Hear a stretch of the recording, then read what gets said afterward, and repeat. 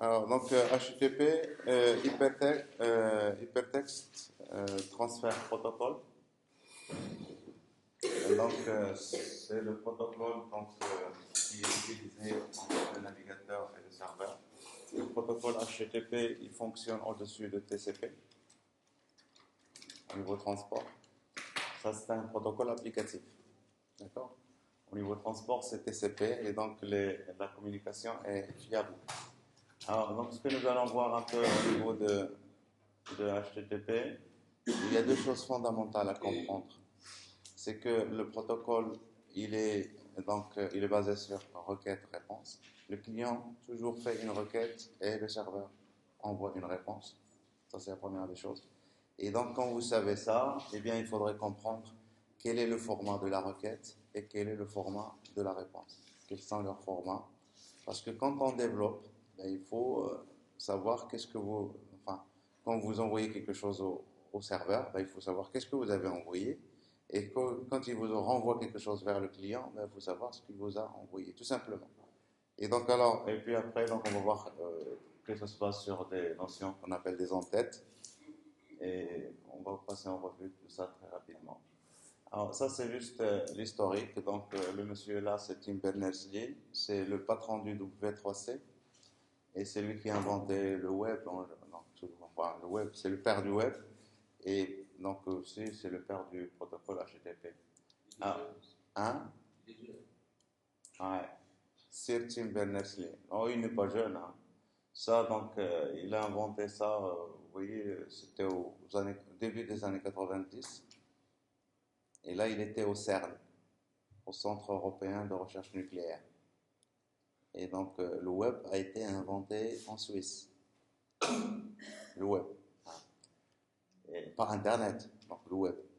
Et donc, il a eu le mérite d'inventer le protocole HTTP, le premier serveur web, etc.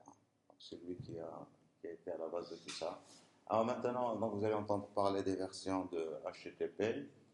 Euh, Vu que le web a énormément évolué, donc la version qui est utilisée maintenant, c'est la version 1.1 la plupart du temps, mais il y a la version 2 qui a été promue par Google et a été appelée Speedy.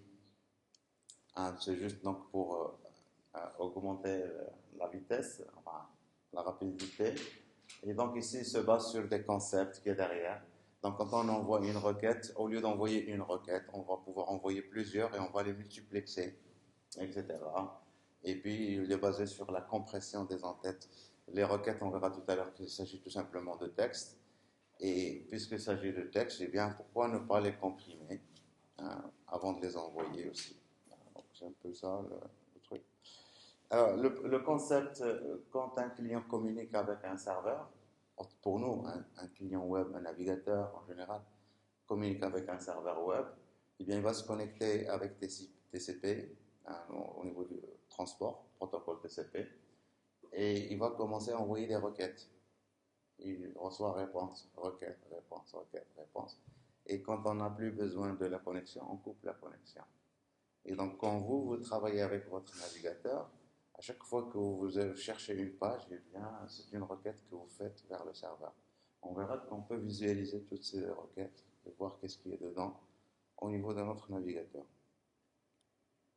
Alors, donc, voilà, donc alors nous, ce qui nous manque maintenant, c'est de voir un peu la partie bleue hein, et tout ce qui est à droite, c'est-à-dire donc, les serveurs web, comment développer, exécuter des scripts côté serveur, c'est-à-dire développer vos applications, accéder aux ressources, par exemple les bases de données, etc.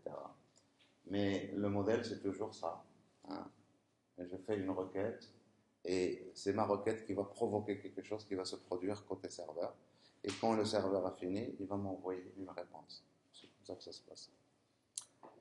Alors, donc, le dialogue les dialogues qui sont faits entre le client et le serveur, ils se basent sur donc, c'est des dialogues qui sont vraiment très simples. Le client demande au serveur, envoie-moi la page index.html. Donc, c'est juste, donc, un get, envoie-moi. Et on avait vu aussi qu'on peut envoyer des données vers le serveur quand on utilise les formulaires. Et si vous vous souvenez, les formulaires, c'était get et post. Hein. Et donc, dans tous les cas que vous faites get tout simplement ou get et post, vous pouvez toujours envoyer des données vers le serveur. Mais en même temps, vous attendez une réponse. Hein. Et donc, la manière avec laquelle vous le faites avec get ou post, ça change légèrement et on verra comment. Mais il faut savoir qu'on peut donc dialoguer avec le serveur en utilisant ça, on appelle ça des méthodes get, post, etc. Vous avez ici put, par exemple, vous avez des late, alors la souris ne va pas venir, donc put, des late, etc. Et ce sont des manières pour dire au serveur, par exemple, modifier cette ressource qui se trouve sur le serveur, supprimer cette ressource qui se trouve sur le serveur.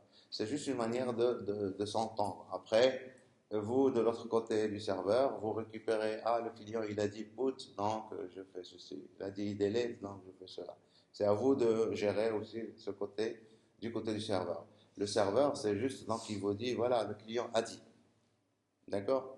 Alors après, donc on peut utiliser donc ces entêtes, ces méthodes-là. Par exemple, pour la dernière ici, vous avez head. Euh, c'est une, c'est une méthode, on appelle ça des méthodes, hein, ou des verbes, des méthodes pour dire donc ici au serveur, envoie-moi juste les informations sur la ressource, et non pas la ressource. Et donc les informations sur la ressource, par exemple, la date de dernière modification. Parce que le navigateur, il se peut qu'il trouve la ressource dans le cache. Et pour lui, le problème, est-ce que cette ressource est encore fraîche ou est-ce qu'il est périmé? Et donc, pour le savoir, il peut demander au serveur, envoie-moi juste les informations. Si la ressource est très grande, ce n'est pas la peine d'aller chercher si vous l'avez déjà dans votre cache. D'accord? Mais pour s'assurer qu'il est encore fraîche, vous pouvez utiliser ça. Enfin, le client peut utiliser ça. Alors bien sûr, pour la plupart de ces choses, quand vous développez dans votre navigateur, ils vont se faire de manière transparente pour vous. Mais il faut comprendre qu'est-ce qu'il a fait. Est-ce qu'il a fait cette méthode ou l'autre? Après, donc, vraiment, ouais, donc voici juste un exemple ici euh, de requête qu'on peut faire avoir avec un serveur. Donc ici, je suis sur ma machine. J'ai lancé ici la commande. Hein. J'ai utilisé Telnet pour me connecter à un serveur Menara au port 80. Ah, parce que moi, je veux parler. Telnet, normalement, si vous utilisez Telnet, eh bien, vous parlez par défaut au port 23. Et donc, mais vous pouvez utiliser Telnet si vous devez parler en mode texte hein, pour parler avec n'importe quel serveur. Et là, je parle avec un serveur web, puisque ici, j'ai utilisé le port 80. Je parle avec un serveur web. Et là, je me suis connecté, donc ici, le serveur, je me suis connecté au serveur. Et à partir de là, moi, j'ai écrit ça. Ce qui est en rouge ici, c'est moi qui l'ai écrit. Get, hein, je lui dis get, et je lui dis slash, et je lui dis, voilà, donc le protocole que j'utilise, c'est HTTP 1.1. Et j'ai ajouté ça, on appelle ça une entête. Je lui dis que le host, hein, je veux accéder au host www.menara.mr. Pourquoi ça? Parce qu'on avait vu que quand on se connecte à un serveur, et c'est quand je me suis connecté à un serveur, menara.ma, on avait vu que, au début, hein, que si vous vous connectez à un serveur, il se peut que le serveur héberge plusieurs sites web. Et comment on va faire la différence entre les différents sites? Eh bien, si vous avez plusieurs sites web dans le même serveur, et c'est-à-dire qu'ils ont la même adresse, eh bien ici, quand vous faites la requête, vous dites au serveur ici quel est le site que vous voulez parmi les sites que vous avez. Alors, j'aurais pu ici me connecter avec une adresse IP tout simplement. D'accord? Et après, le serveur me répond. Et donc, le réponse, donc ici, le but de ce slide, c'est de vous montrer qu'il s'agit tout simplement de texte. Vous, le client écrit sa requête sous forme de texte, et le serveur, quand il répond, c'est tout simplement du texte. D'accord? Et voilà, et après, quand on n'a plus besoin de la connexion est coupée. Requête, réponse, on coupe la connexion. D'accord? Alors maintenant, qu'est-ce qu'il y a dans tout ça? Eh bien, vous allez avoir toujours au niveau de la requête, la première ligne, elle est spéciale, mais toutes les autres lignes de votre requête qui suivent ici, pour la plupart, ici, donc on verra, on appelle ça des entêtes. vous donnez des informations au serveur. Vous lui donnez des métadonnées, si vous voulez, des informations. Et le serveur, lui aussi, quand il vous répond, eh bien, la même chose. Vous voyez ici, serveur de point varnish, refresh after 0, 2.0.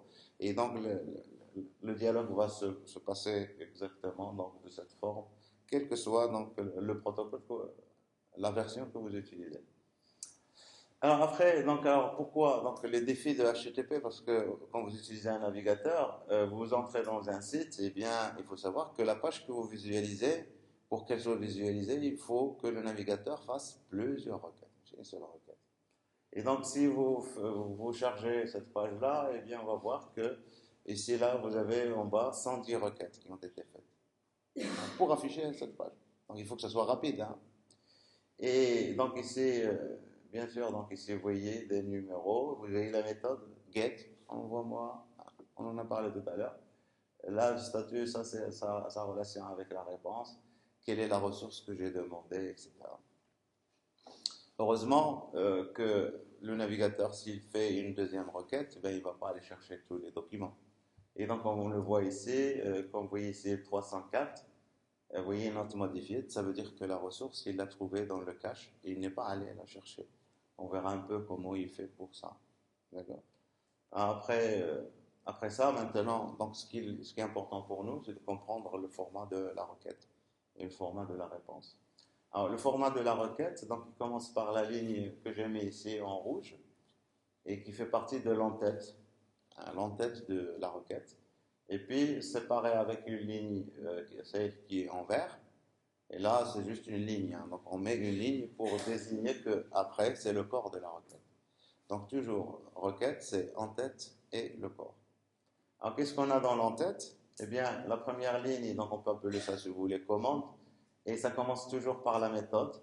Et donc, la méthode ici, c'est soit get, soit post, soit delete, etc. Suivi de l'URI. Quelle est la ressource que vous voulez sur le serveur? Vous voulez la page index.html, c'est ici où il faut lui dire. D'accord? Et puis, pour être un peu. Donc, il faut toujours dire quelle version vous parlez. Quand le serveur reçoit une requête, il doit savoir l'interpréter. Et la première des choses qu'il doit savoir, c'est quelle est la version avec laquelle vous écrivez. C'est logique. D'accord? Et après ça, vous allez avoir des en-têtes. En-tête de point valeur. En-tête de point valeur. Donc, le truc ici consiste à connaître un peu les différentes en-têtes. Avec le temps, vous allez apprendre donc, le rôle de certaines en-têtes, et au fur et à mesure, donc, si vous restez dans le domaine, certainement, vous allez en apprendre plusieurs.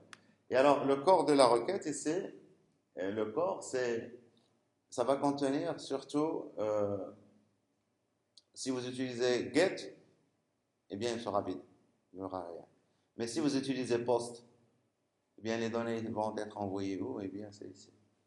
Parce qu'on ne les voit pas dans l'URL. Quand vous utilisez get, par exemple, dans un formulaire, vous envoyez les données dans la query string, après le point d'interrogation. Mais si vous utilisez post, vous ne voyez rien dans l'URL. Eh bien, les données, ils sont envoyées quand même. Ils sont envoyés où? Ils sont envoyés dans le corps de la requête. OK? Alors, après ça, donc les différentes méthodes, donc vous avez get, head, post, delete, etc. Donc, je passe. Donc, voici un exemple ici. Donc, un client qui envoie une requête.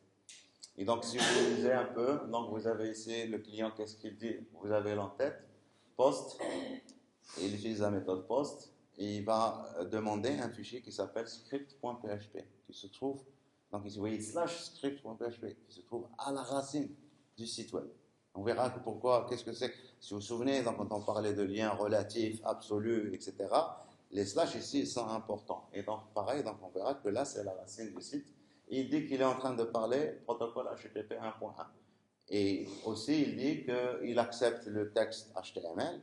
Le navigateur, il dit au serveur, moi je sais lire le HTML, j'accepte tous les types d'images, pas de problème. Oui, image slash étoile. On appelle ça des types MIM. Accepte encoding, compress, gzip. Si, il dit au serveur, si vous pouvez comprimer, moi je sais décomprimer. Vous voyez comment ça se fait la communication? Moi, donc, et puis après, vous avez User Agent, Mozilla 4. Alors, donc ici, c'est plus lent. Ça, on appelle ça la signature du navigateur. Quand un navigateur fait une requête, il dit, il est libre de le dire ou de ne pas le dire. Hein. Mais s'il le dit, c'est toujours bien. Et donc, User Agent, c'est une entête qui dit au serveur, moi je suis Internet Explorer version machin, je suis dans le système d'exploitation Windows, etc. Et donc ça, c'est des informations qu'on envoie dans User Agent. Et, ouais. Bien sûr, pourquoi on les fait ici? Pour pouvoir les récupérer de l'autre côté. D'accord? Même si nous n'avons pas envoyé, les récupérer de l'autre côté. Oui, oui. Oui, même si vous ne les faites pas, vous utilisez juste un navigateur, le navigateur, il les fait par défaut. D'accord? Parce que nous, on est en train d'étudier le web, et donc notre client, c'est toujours le browser, et le browser, il écrit toujours user agent de manière automatique. Mais comme je vous ai dit, moi, quand j'ai fait tout à l'heure la requête ici, quand je l'ai fait à Menara ici, moi, je n'ai pas dit qui je suis ici. Vous êtes d'accord? Je n'ai pas dit user agent. Mais j'aurais pu dire user agent de point Aziz. C'est moi. D'accord? Alors, lui, libre à lui d'interpréter ça comme il veut. D'accord? Et c'est comme ça. Hein. En général, vous, quand vous allez développer votre application, vous allez être responsable du côté client et du côté serveur. Et donc, même, vous pouvez envoyer des entêtes qui sont standards comme user agent, mais aussi, vous pouvez envoyer des entêtes qui sont personnalisées, qui sont propres à vous. Et donc, vous pouvez échanger des informations au niveau du protocole HTTP si vous voulez. D'accord? Alors, donc, on était où? On était là dans la requête. Et puis ici, puisque j'ai utilisé ici post, hein, ça veut dire que je suis en train d'envoyer des données. Et bien, si j'envoie mes données, eh bien, elles vont être ici dans le corps de la requête. Dans le cœur de la requête. Et vous voyez que par défaut, ils sont écrits exactement de la même manière qu'ils sont écrits dans l'URL. Mais bien sûr, si vous mettez des fichiers, hein, envoyés, etc., ils vont être écrits de manière différente parce qu'il va falloir qu'on sépare un peu les choses. Où commence le fichier, où finit le fichier, et si vous en envoyez plusieurs, ben, il faut mettre des séparateurs pour séparer les données qui sont envoyées. On appelle ça l'encodage. Il faut encoder les données. Et quand on avait utilisé les formulaires, il y avait un attribut qui s'appelle EncType. Bon, je ne suis pas sûr que vous allez vous en souvenir, mais c'est pas grave. Alors, le format maintenant de la réponse. La réponse, c'est pratiquement pareil. Vous avez la première ligne, elle est spéciale. Et puis, bien sûr, il fait partie de l'entête. Et encore, séparé d'une ligne vide, c'est la ligne verte. Hein, ça, c'est juste pour indiquer un endroit. On a sauté la ligne, hein, mais il n'y a rien. D'accord? Et puis après, vous allez avoir le corps de votre réponse. Et le corps de la réponse, c'est le document que vous demandez. Vous demandez un document HTML, eh bien, on vous envoie un document HTML. Vous demandez une image, eh bien, on vous envoie une image. Mais on envoie, tout ça, c'est format texte. Si on vous envoie un fichier image, eh bien, vous allez voir des caractères là que vous n'allez pas comprendre, mais il s'agit d'une image. Donc, il va falloir récupérer tout ça et reconstruire l'image. D'accord? Mais c'est le navigateur, bien sûr, qui le fait pour nous. Mais vous pouvez, donc, le protocole, il est open, vous pouvez l'utiliser dans vos applications, mais jamais, on ne va pas le programmer à la base. Il y a des API, si vous voulez parler HTTP, il y a des API pour ça, hein, qui vont vous aider pour la création des entêtes, pour récupérer les entités, etc. Les fichiers. Alors, donc, voici un exemple de réponse. Donc, ici, un serveur, il répond toujours en commençant par le protocole. Et donc ici, moi, j'ai fait une requête avec HTTP 1.0. Il me répond avec HTTP 1.0. Je lui ai parlé en anglais, il me répond en anglais. D'accord? Alors, après, vous avez encore un ensemble d'entêtes. Il me dit la date chez lui. Et bien sûr, vous voyez que la date, elle est GMT. Donc chez lui, c'est chez moi aussi. Hein, parce que là, c'est absolu. C'est la date GMT. Hein. Et puis il me dit qui il est lui aussi. Donc il me dit que lui c'est un serveur Apache. Vous voyez qu'on est gentil entre nous, clients et serveurs. On se présente, moi je suis Internet Explorer, lui il me dit moi je suis Apache. Et donc on peut collaborer. Hein. Et puis il me dit alors quel est le MIME? Alors le MIME ici, Multipurpose Internet Multimedia Extension, c'est juste un blabla qui représente les associations entre les fichiers. Hein, et les extensions de fichiers en général. Quand vous êtes dans Windows, vous cliquez sur un document Word, doc, ça vous lance Word. Pourquoi? Parce qu'on a fait cette association. Et donc ici, c'est juste une manière pour décrire les types de fichiers. D'accord? Et donc, il y a des versions pour ça.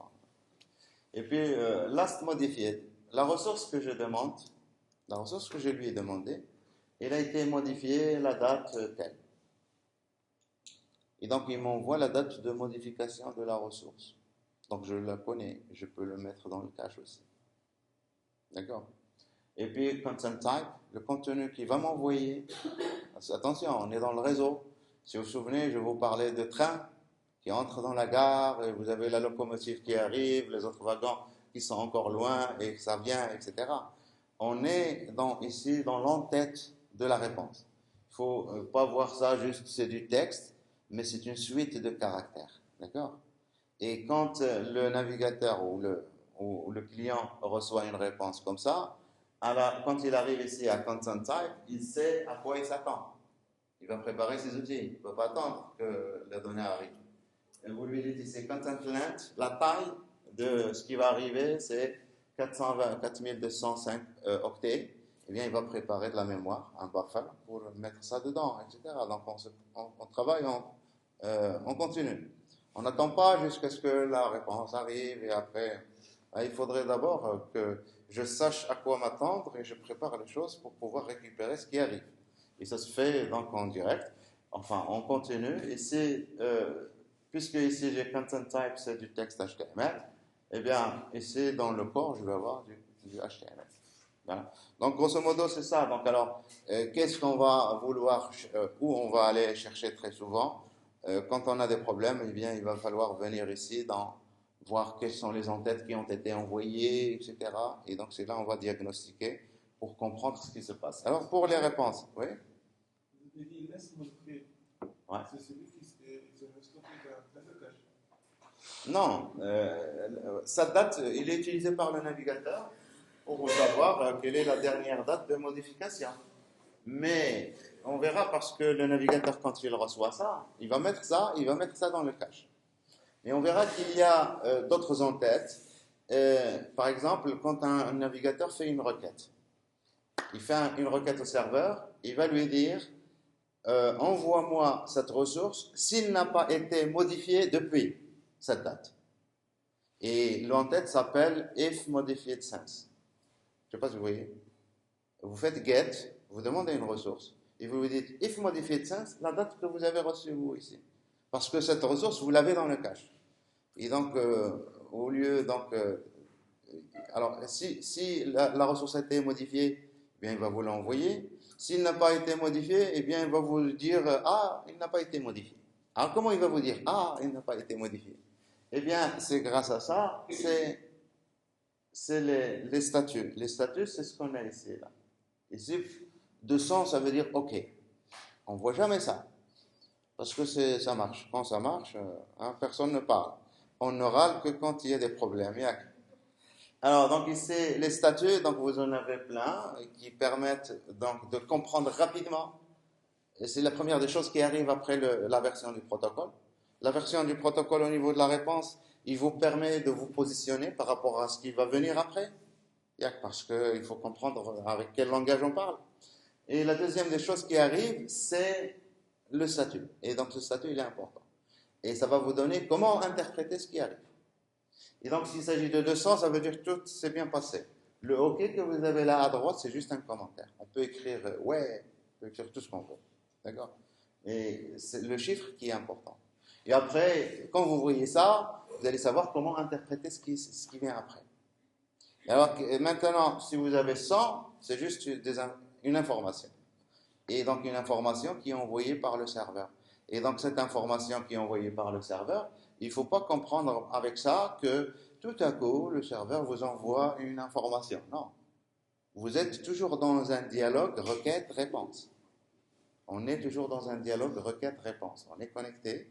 Et donc dans cette communication requête-réponse, le serveur peut vous envoyer une information comme quoi, par exemple, doucement, je suis débordé, il y a d'autres clients, vous n'êtes pas le seul. Alors, je plaisante, mais ça, c'est juste une information. Il vous dit d'aller doucement parce que moi, en tant que serveur, je fais autre chose. Vous n'êtes pas le seul devant moi. Je vous fais un parallèle avec la vie réelle, d'accord?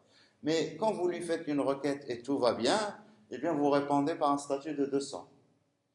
Mais quand vous faites une requête, eh bien, ça dépend de quel type de requête. Quand vous lui dites, envoie-moi le fichier tel, eh bien, vous envoie 200. OK, voilà le fichier que vous avez demandé. Mais quand vous lui dites, supprimez la ressource telle, eh bien, il peut vous répondre, par exemple, 203. Ah, votre demande de suppression, c'est bien passé, etc. Et donc, dans tous les cas, on peut distinguer plusieurs valeurs au niveau de 200 jusqu'à 299 pour désigner que tout s'est bien passé comme vous l'avez demandé. D'accord? Les 300 et jusqu'à 399, on appelle ça des statuts de redirection. En statut de redirection, comme par exemple quand vous allez sur www.google.com et après il vous redirige vers www.co.ma. Il faut savoir que ça, c'est une redirection. Moi, je lui fais une requête et lui, il va m'envoyer 300, hein, un statut 300, 302 par exemple. Mais quand il me dit 302, moi, quand je vois 302, quand la réponse m'arrive 302, ben, il faudrait que je cherche dans les en-têtes, eh bien, où dois-je aller? Parce qu'il veut me rediriger. Donc, s'il veut me rediriger, il doit me dire où me rediriger. D'accord? Alors, on va tester pour voir ça. Hein. 499, ça vous connaissez, parce que la plus populaire le plus populaire des statuts, c'est 404. Hein. Et donc, vous en avez d'autres. Vous pouvez avoir 400. Vous pouvez avoir 400, on ne sait pas, que bad request, mauvaise requête. Ça, c'est un problème requête client incomplète. C'est un problème du client, ce n'est pas un client du serveur. Vous demandez quelque chose qui n'existe pas. C'est votre problème. Ce n'est pas mon problème à moi. D'accord. Et puis vous avez les statuts 500. Et les statuts 500, ça veut dire qu'il y a eu une erreur dans le serveur. Et ça, c'est juste, donc vous envoyez des statuts comme ça pour indiquer au client que votre requête elle est bonne, mais désolé, moi, je n'arrive pas à accéder à la base de données. Par exemple, parce qu'il a besoin d'accéder pour aller vous chercher les ressources, etc. Et donc, pour répondre gentiment, donc on envoie 500. Ça veut dire qu'il y a un problème dans le serveur. Mais en général, on ne dit pas de quoi il s'agit. Hein. Il ne faut pas lui cracher au client, j'ai pas pu me connecter parce que la variable telle n'a pas pu, hein, parce que je sais pas moi, le driver, etc. Donc, on ne va jamais dire ça. Il y a eu un problème au niveau du serveur. Voilà. Et en général, vous allez voir 500. Et rare, vous allez trouver 503, 504, machin, etc. Oui. Les plages, les valeurs qui se trouvent dans ces intervalles. Ouais. Chaque valeur désigne Non, il y en a il y en a qui sont standards. Donc moi, je les ai pas mis ici parce que le but c'est pas ça d'étudier le protocole HTTP pour devenir expert, mais d'avoir un aperçu. Et donc quand vous avez une réponse qui est entre 300 et 399, il s'agit d'un statut de redirection. Maintenant, est-ce qu'ils sont utilisés tous? Non. Il y en a quelques-uns, 302, 301, d'accord. Mais après ça, donc il y en a d'autres. Mais les autres qui restent, eh bien, si vous voulez implémenter le protocole, l'utiliser, eh bien, vous pouvez mettre une valeur pour vous, pour désigner quelque chose. Je me redirige parce que je n'ai pas trouvé machin. Et ça, vous comprenez, si je vous mettez 329 pour vous, ça veut dire ça. Et c'est vous qui développez. Et la plupart du temps, vous développez côté client, vous développez côté serveur. Vous pouvez vous arranger, utiliser, donc à rester dans le standard. Vous indiquez qu'il s'agit d'une redirection. Mais pourquoi une redirection? C'est ça le truc. C'est pour ça qu'on va changer. Il s'agit ici d'une erreur côté client 400. Mais pourquoi il y a une erreur côté client? Et si on vous envoie 403, ça veut dire que vous n'avez pas le droit d'accéder à une ressource, par exemple. Si on vous envoie 404, vous essayez d'accéder à une ressource qui n'existe pas. Si on veut vous répondre de manière brutale, on va vous dire 400, il y a une erreur dans votre requête. On ne va pas vous dire plus. Et donc c'est à vous de voir quel est votre problème. C'est votre problème, c'est pas mon problème. D'accord? Donc c'est juste une manière de se mettre d'accord. D'accord? Alors on fait quand même des petits tests pour mieux voir ça. Alors, donc si vous utilisez les... Alors je vais lancer PHP Storm parce que c'est le plus sympathique au niveau des commandes.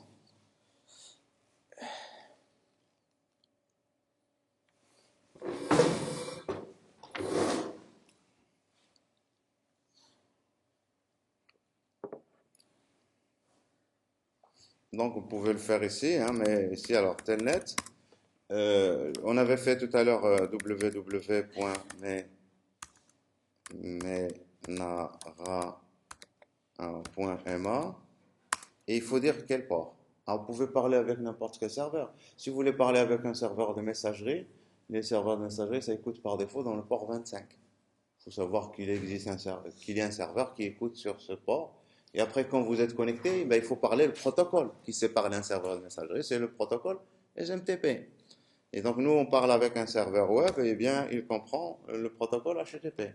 Et donc, ici, je lui dis get slash,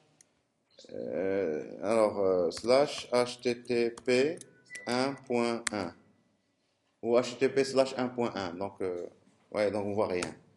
Alors, je fais ça, oui. Oui. Ici, donc, il m'a répondu, hein, mais on voit rien. C'est juste un problème de la console Microsoft. Normalement, on devrait voir quelque chose. Alors ici, je lance un terminal et j'essaie ici, telnet. C'est le même, hein, c'est la même chose. Et donc www.mena. Si vous faites ça dans Unix, Linux, etc., ça marche très bien. Menara.ma sur le port 80.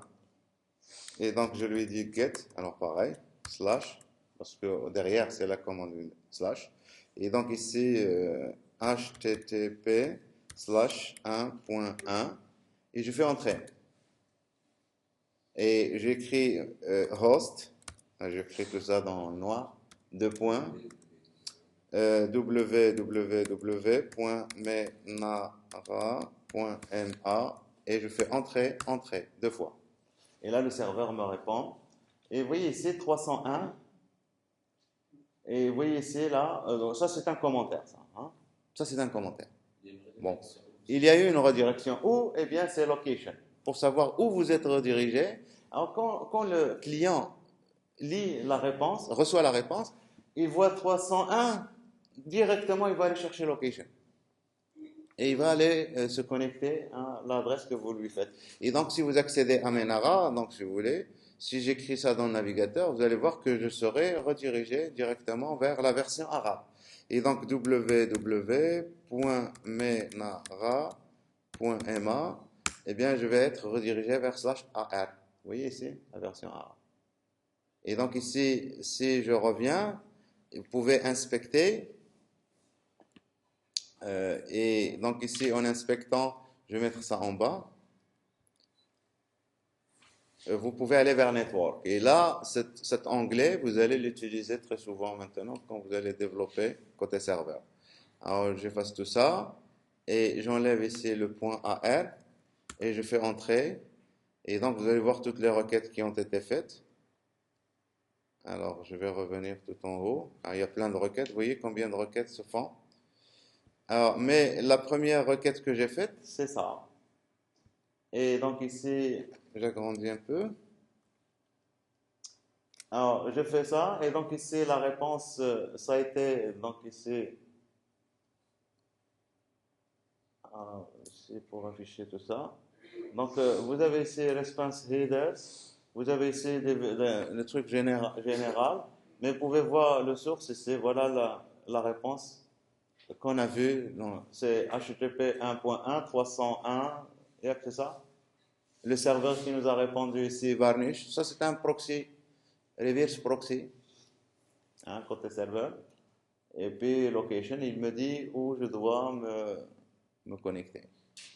Et la même chose pour le serveur, pour la réponse, pardon, pour la requête. La requête ici, mon client qui a fait la requête, donc il fait ça, donc oui, il fait ça par défaut, accept encoding, language ici, accept language.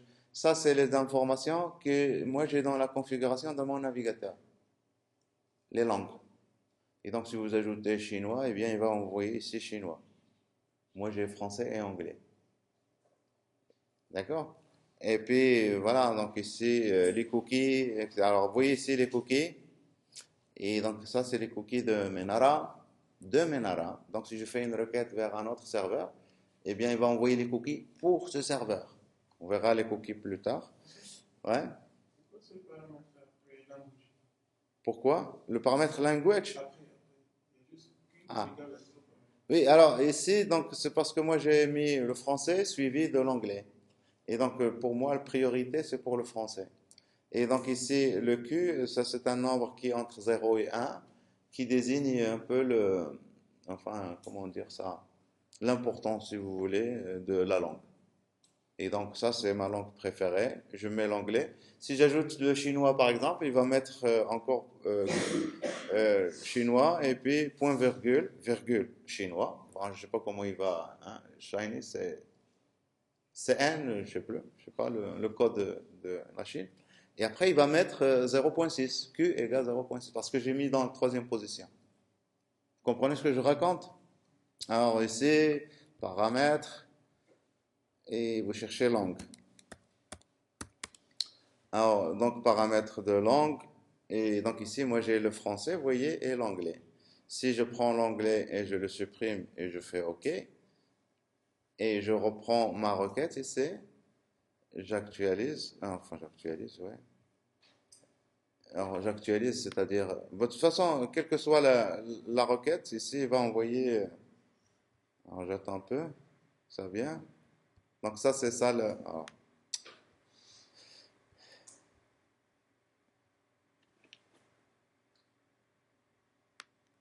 bon, donc on va voir que partout il va mettre la langue, request header, accept language. Vous voyez ici, il n'y a plus que FR. Et donc si j'ajoute une autre langue, eh bien, il va leur donner une valeur Q de, d'importance, on va dire. D'accord? Donc voilà, alors, donc ici, il faut savoir revenir ici. Si je vais vers Menara et je fais arabe, je fais blabla, comme ça, je suis en train de demander un fichier qui n'existe pas. Et probablement, si Menara est bien fait, eh bien, il va me dire erreur 404. Mais je lui demande une ressource. Et donc, ici, je sais pas, c'est 404 en arabe.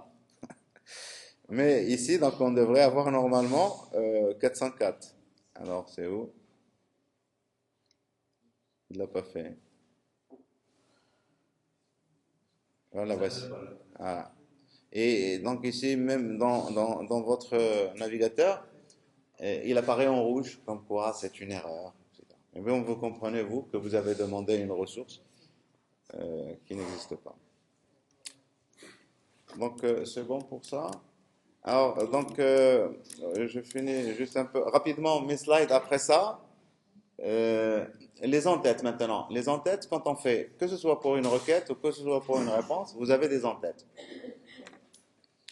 Et les en-têtes que vous avez, il y a plusieurs types, donc des catégories, on va dire.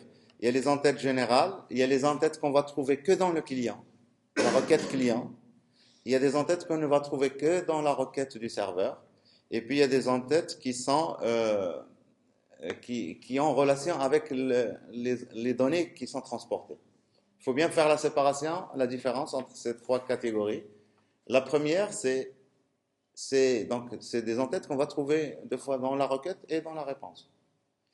Et alors, par exemple, pour les en-têtes générales, les en-têtes généraux, générales, hein, donc on dit un en-tête ou une en-tête, je sais pas, une en-tête.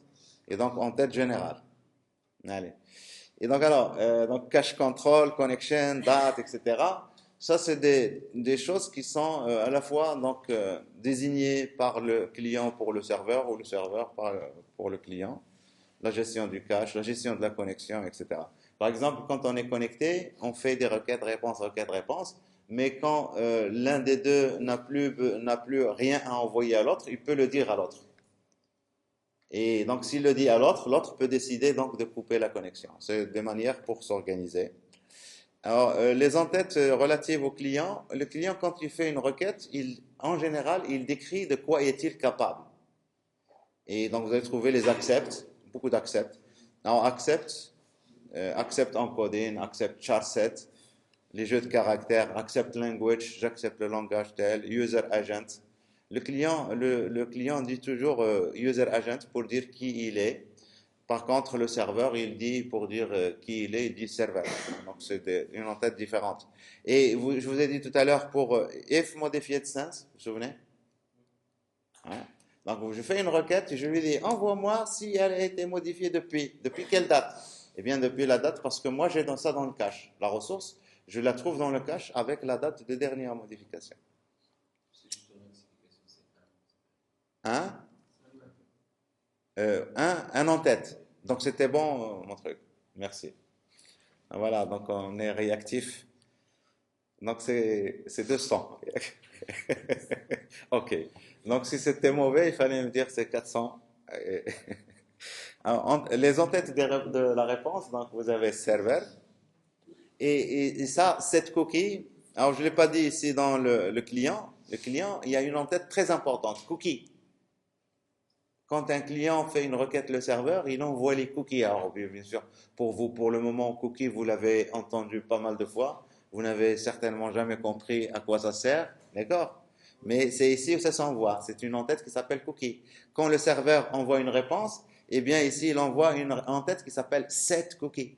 Et je pense que set cookie, il est explicite ici. Set cookie. Ça veut dire, je vais modifier une cookie sur le client. Set cookie. Et puis vous avez ici, par exemple, age, ça concerne un peu les caches, comment ils vont gérer la ressource dans le cache. Et puis www authenticate pour demander au navigateur, au client, de s'authentifier. La ressource à laquelle vous voulez accéder, il faut s'authentifier pour ça. Et, oui, Est-ce qu'il y a un moyen d'empêcher, par exemple, de modifier les cookies? Par exemple, si je vois ici cette cookie, ouais. cela veut dire qu'il a le droit de modifier. Bien sûr, mais il modifie les cookies, ces cookies à lui, qu'il inscrit dans votre navigateur. Mais les cookies, ils sont pas méchants, les cookies. Les cookies, il y a du chocolat dedans. C'est bon. Non, par la plupart des gens, ils croient que les cookies, c'est attention, etc. Non. Vous ne pouvez rien faire si vous désactivez les cookies. Vous pouvez les désactiver dans votre navigateur. Mais si vous désactivez les cookies dans votre navigateur, eh bien, vous ne pouvez pas faire grand-chose. D'accord? Donc ça, c'est... Mais ils ne sont pas dangereux, les cookies, hein. Au contraire, donc ils nous apportent beaucoup de choses, on verra ça après. Alors, les entêtes d'entité, ça, c'est les entêtes qui sont relatives aux choses qu'on est en train de transporter. Parce qu'on communique, c'est pour, bien sûr, envoyer, vous dites, envoyez-moi le document tel. Quand on vous envoie le document tel, eh bien, on peut lui associer des entêtes. Content base, donc là, c'est le RI de base, ça, en général, pour les documents HTML. Vous avez même une entête méta pour ça. Last modified, content length. Donc ça, c'est relatif à ce qu'on est en train de transporter. Si le truc que vous envoyez est encodé et comprimé, par exemple, il faut dire comment vous l'avez comprimé. Comme ça, l'autre va pouvoir le décomprimer. Et puis voilà, donc content language. Vous envoyez des données, ben, quel est le langage que vous utilisez? Est-ce que c'est le français, est-ce que c'est l'anglais, etc. Voilà. Voilà, alors il y a des outils, donc on va pas les utiliser ici. Donc on a vu tout à l'heure, on a utilisé Telnet pour tester, hein. Mais il y a des outils qui sont dédiés vraiment pour ça. Il y a l'outil curl. Et donc curl, c'est un outil qui est très utilisé au niveau même des programmes, qui est implémenté dans beaucoup de programmes. Et ça permet il sait très bien parler HTTP complètement. Et donc, cet outil, curl, c'est une commande en ligne de commande. Vous exécutez ça, vous l'installez et vous exécutez ça en ligne de commande. Par exemple, vous pouvez faire ça, curl, -x, post, machin. Voilà. Vous donnez l'URL. Vous pouvez envoyer des données, curl, -x, post, et là, -t. Et vous voyez que ça, c'est du JSON. JSON? Non? Je ne sais pas. Voilà. Et puis vous avez Postman. Alors Postman, je vous le montre ici dans le browser. J'espère que je l'ai ici. Alors, donc, Chrome.